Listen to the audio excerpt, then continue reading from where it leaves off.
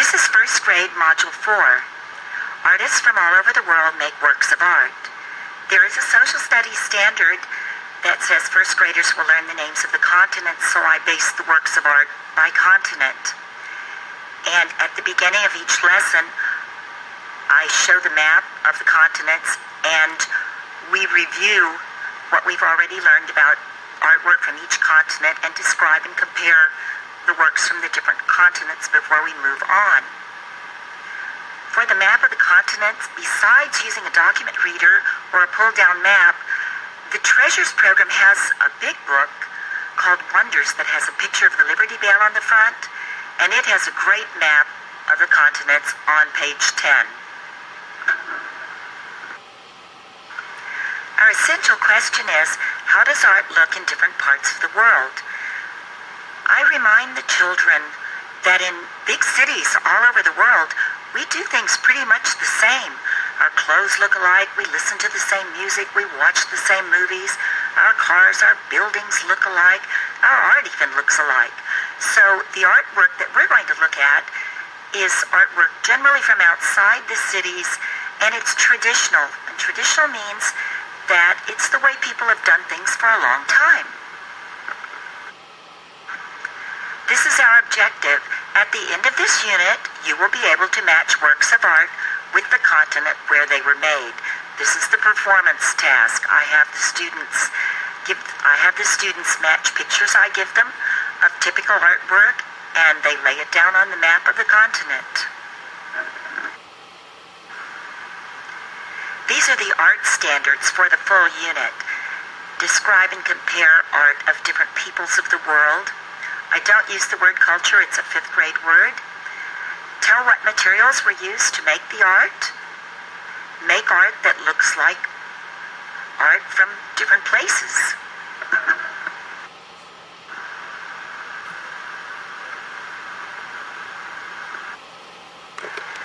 These are the additional standards used in the Africa lesson.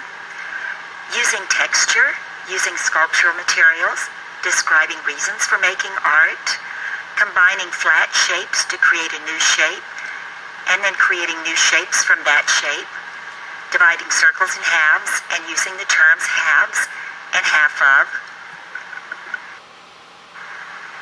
The vocabulary: bush, tribe, spiral, sculpture, symmetry, texture, half of, halves. First, I remind the children that we're talking about the art of people who live outside the cities. And if you live out in the country in Africa, we say you live in the bush. People live in communities called tribes, and each one has a chief. And I ask the children if they think this chief dresses like this every day.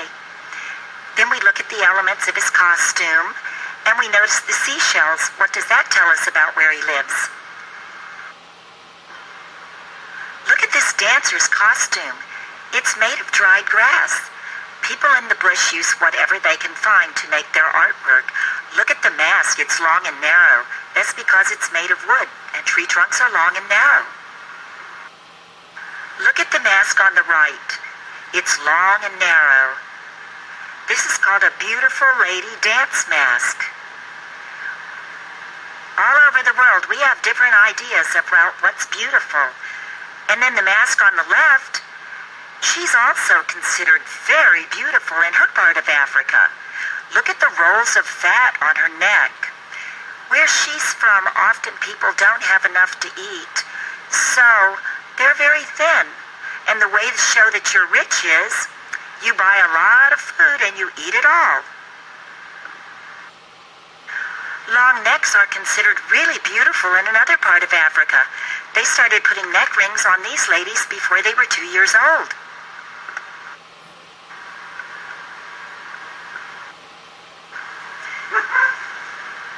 In still another part of Africa, girls stretch their lips little by little to wear lip plates to look more beautiful. And these are like jewelry. They'll have several different designs they can wear when they go out. They don't wear them around the house all the time or to sleep in. These are Maasai warriors from the middle of Africa where it's really hot. They like bright colors and lots of jewelry. I found this picture of them in a fashion magazine. These guys must be famous. I found this picture of them on the internet. And what are they doing? Right, they're running a marathon. And look at the legs of the people behind them. That tells us that people in the bush know what's going on in the cities too. In the Maasai tribe, women build the houses to be really thick to keep the heat out. Look, there are no windows, but that's okay because they use their houses mainly for sleeping. The Zulu tribe build their homes like half a sphere. When we're talking about buildings, we call that a dome, so we could say the Zulus live in dome-shaped houses. This is a typical African village. What shape are the roofs? Exactly, they're cones. How about the house itself? Right, cylinders. Have you noticed that in Africa, in the bush, most of the houses are rounded? How is that different from where we live? Exactly. We live in a bunch of rectangular prisms, don't we?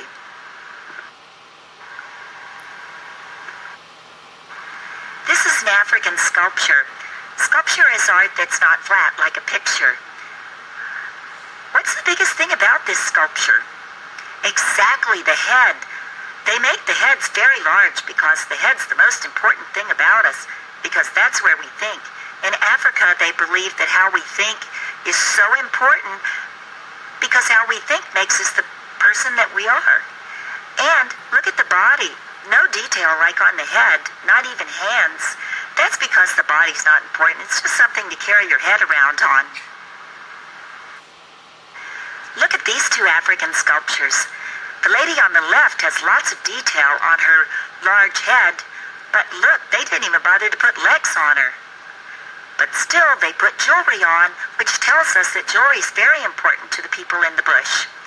And on the right, look how large those two men's heads are. Did you notice? They have the neck rings on that make your neck longer, and so does she. Here's an artist working on one of the sculptures. People actually use these sculptures in their home. They use them to represent people that have passed away and that they loved and they miss. And what they do is, like, if they make that person's favorite food, they'll take a little bit of it and they'll put it in front of the sculpture so that they feel like they're sharing with them and they don't miss them quite so much.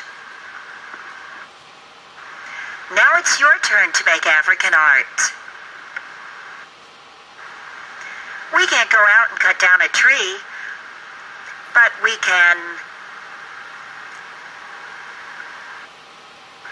make art that reminds us of what we've learned about African art. Look at this artwork. Did you notice? It's the same on both sides. If we put an imaginary line right down the middle of the sculpture, the right side and the left side will look just alike. We call that symmetry, and I'm going to show you how you can always get things symmetrical when you're making them.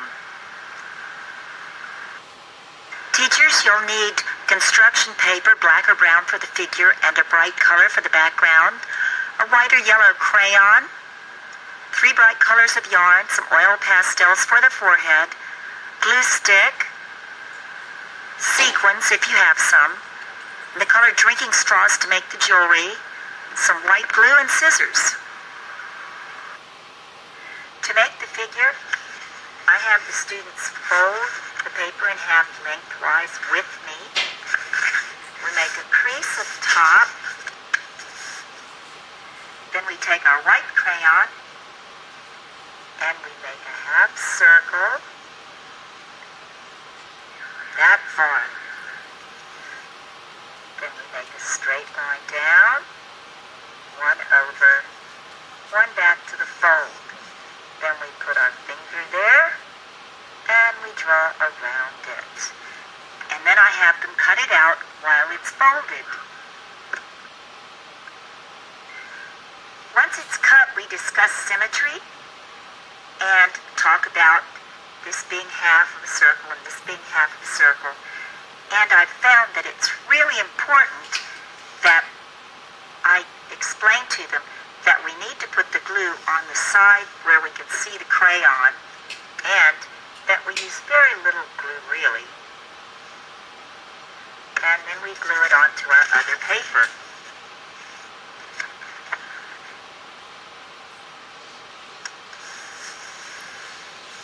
Now, to make the eyes, I have them make 2 puddles of glue, and you really need to use a lot of glue for this.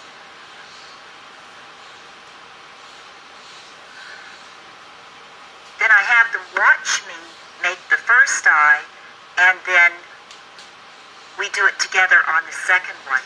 And at the same time, I wind the yarn around a book from the library and have them count so we know how many times to go around. And then we cut it and pass this out. Now, I have them put the middle of the yarn right in the middle of the glue. Whoops, I did it. And then we put our pencil right on the end of the yarn, and we go around. And at this point, I'm showing them that if the yarn's sticking up, they can just tap it a little bit, and it goes right into the glue, and it will stick, so don't let it stick up. Just keep sticking it in the glue. We're going around as if we're making a snail. And when we get to the end, we can just do this. Now, at this point, before they start with the glue, I show them that if we get glue on our fingers, we just rub them together. We all don't need to go to the sink. We rub them together, and we make little glue balls, and we keep rubbing until we can do this, and our hands are cleaner than they were when we began.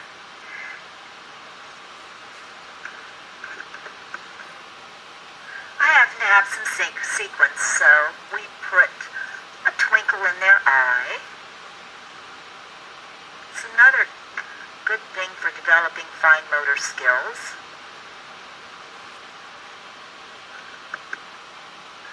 For the mouth, I show them how they can press a little on the top and the bottom and end up with an oval spiral. Then I introduce them to the oil pastels, and while they're putting the lines on the forehead, the teacher and I go around and measure the yarn and cut the beads. About a quarter of an inch, and I give them 2 of each color. And they do tend to hop around. The kids are pretty good about going and getting them. And we put a dot of glue on each end. We want those beads to be able to move.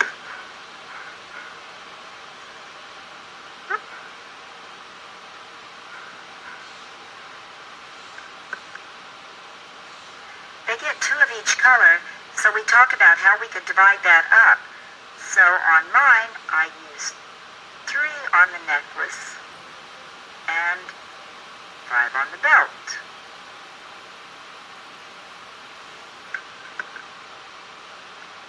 And that's the project.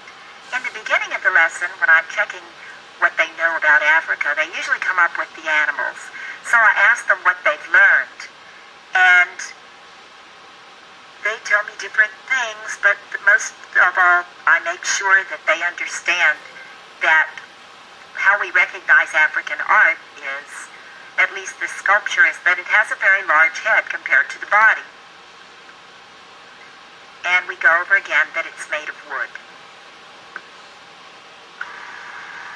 This is